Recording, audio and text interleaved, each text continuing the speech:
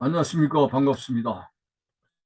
9월 23일 금요일 새벽 말씀 되겠습니다. 성경 말씀은 누가복음 9장 7절에서 9절까지입니다.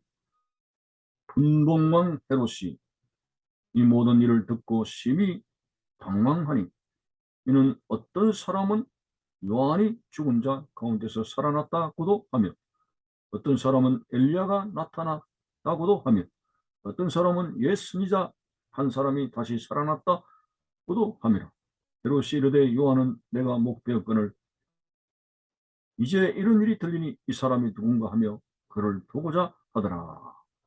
아멘.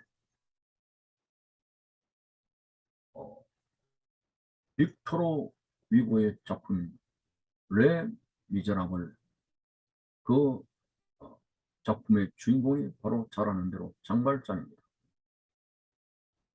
너무 가난하고 먹는 것 자체가 안 되니 가족을 부양하기 위해서 빵을 훔쳤던 그런 사건이 되어집니다. 이것으로 인해서 19년 동안 수감 생활을 하게 되죠. 자, 그래서 감옥에 나와서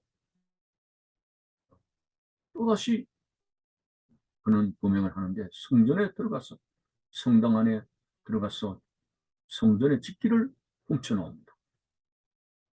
자, 그렇게 훔쳐 나오면서 태어난 자세로 걸어가는데 자기 저쪽 앞에 경찰이 있는 겁니다.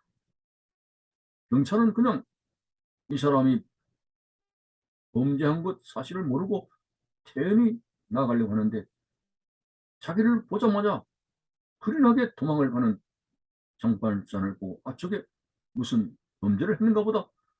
결국 달려가서 잡아보니 여자를 발견하게 된 것입니다. 장발자는 경찰을 볼 때에 도둑이 제발 저린다는 그 말에 적합한 모습, 자기가 찔려가지고 그냥 도망가는 것이었습니다.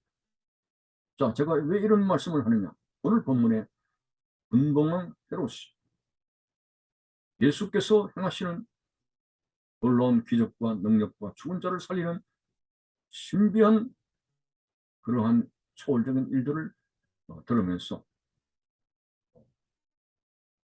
세례요한이 어떤 마음을 가지고 있느냐 하면은,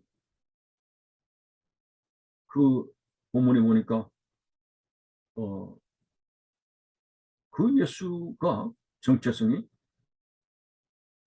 죽은 자가 살아났다 하는 말이 들립니다. 그래서 요한이 살아난 거 아니냐 이런 말도 들립니다.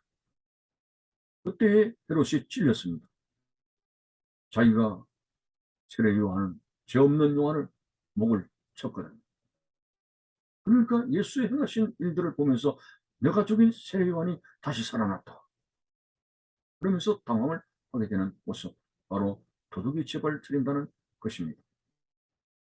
여기서 분봉왕 헤롯은 정확하게 말하는 헤롯 안티파스입니다. 세례 요한을 왜 목을 베었느냐.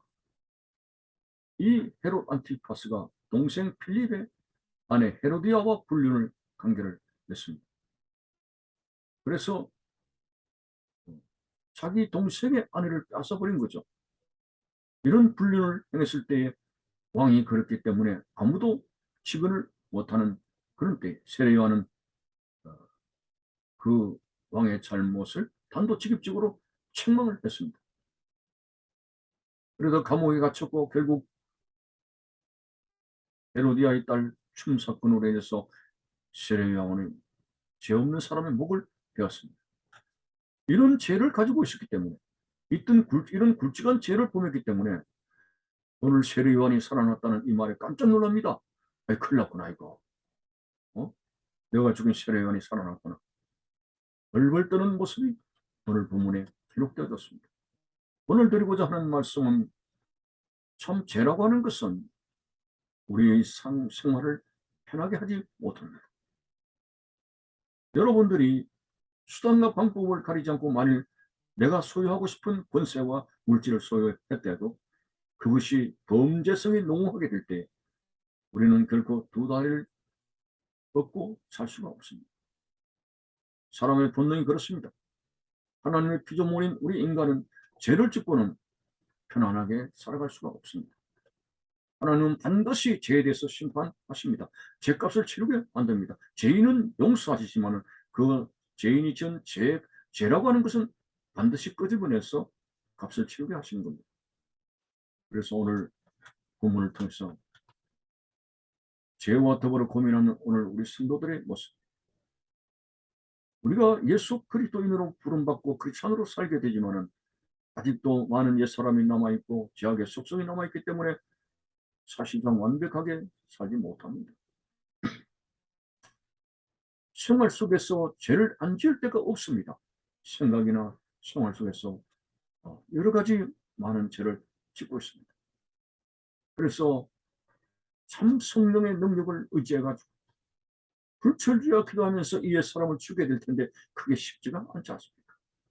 바울은 나를 쳐서 나를 복종시키노라, 나는 날마다 죽노라고 했고, 내가 그리스도와 함께 십자가에 못 박혔나니 이제는 내가 산 것이 아니요 내 안에 주님이 사신 것이라는 고백도 했습니다만, 그래도 그 바울은 오호라, 나는 곤고한 사람이로도 이 사망의 몸에서 나를 건져내라고 그 속에서 성자 바울이지만은 옛사람이 죽었다고 그 결심한 바울이지만은 속에서 이글이글 타오르는 정욕과 나쁜 생각, 제약된 생각에 괴로워하는 모습. 오라, 나는 곤고한 사람이라고 고민하게 되었습니다.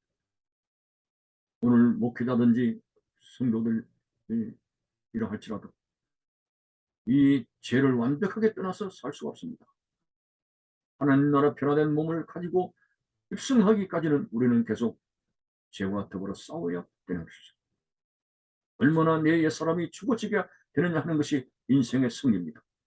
예수를 믿어가지고 얼마나 많은 재물을 소유했느냐, 권세를 소유했느냐, 내가 가지고 있는 야욕을 이루어졌나가 그것이 내 인생의 성공이 아니라 예수 그리스도를 구주로 믿고 얼마나 나의 속사람이 죽어지고 주님을 닮아가며 내 속에 그리스도의 형상을 이루기까지 하는 그 열매가 바로 나를 신앙생활의 승리의 상징이라고 볼 수가 있습니다.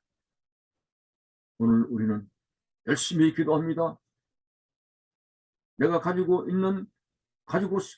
싶어하는 것들에 대해서 믿습니다. 간절히 기도합니다. 인내를 가지고 기도합니다. 그러나 한 가지 중요한 본질적인 결례가 있습니다.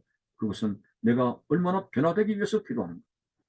내 옛사람이 죽기까지 얼마나 이 제약된 내 자신의 모습이 죽기까지 얼마나 기도하는가.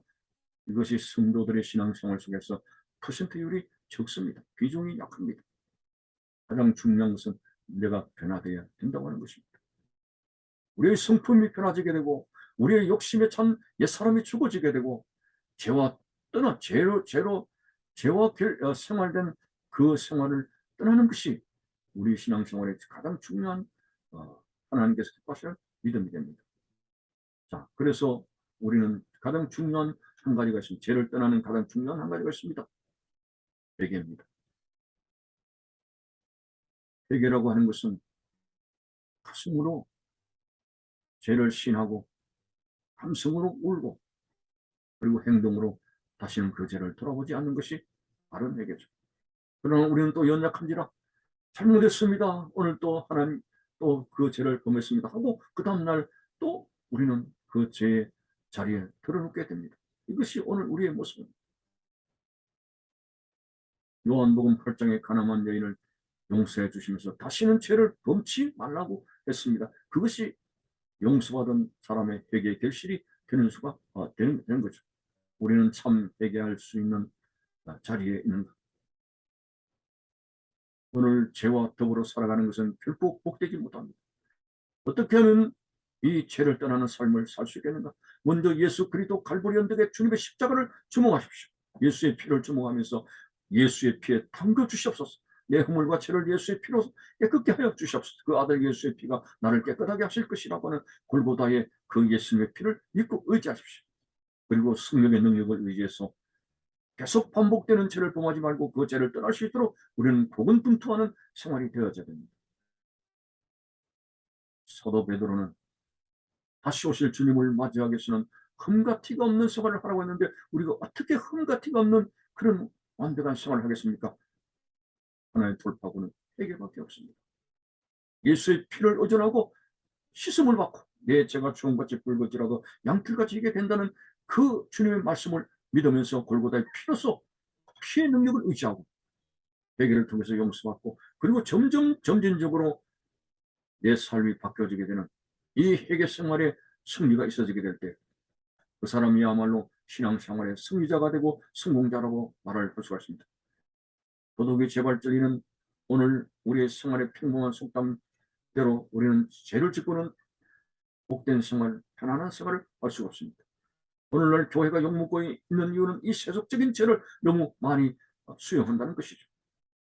오늘 한국 교회가 회개가 충만해지게 될 때 성령을 다시 충만히 받을 수 있고 다시 세상의 빛과 소금의 역할을 찾을 수 있다는 사실 앞에서 오늘 우리 하나님 앞에 죄를 떠나는 회개의 생활, 죄와 결별하는 이 회개의 생활이 충만해지도록 여러분들이 하나님 앞에 고백하는 죄를 고백하는 생활과 더불어서 죄를 떠나는 생활에 주력해야 되게 될 것입니다. 감사합니다.